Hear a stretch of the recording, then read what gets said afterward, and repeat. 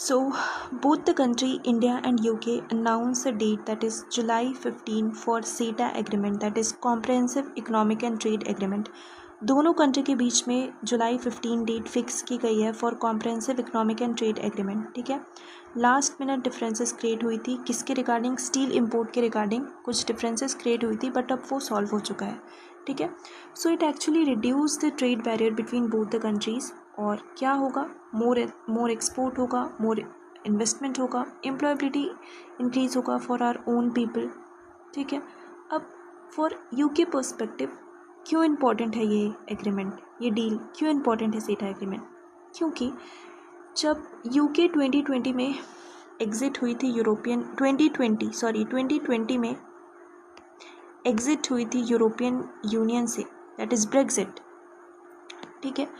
तो पहले क्या होता था, ऑफिशियली यूरोपियन यूनियन के थ्रू उनके जो भी ट्रेड एग्रीमेंट होते थे उनके थ्रू होते थे, बट यूरोपियन यूनियन के बाद उन्हें बहुत डिफ़िकल्टीज फेस करनी पड़ी.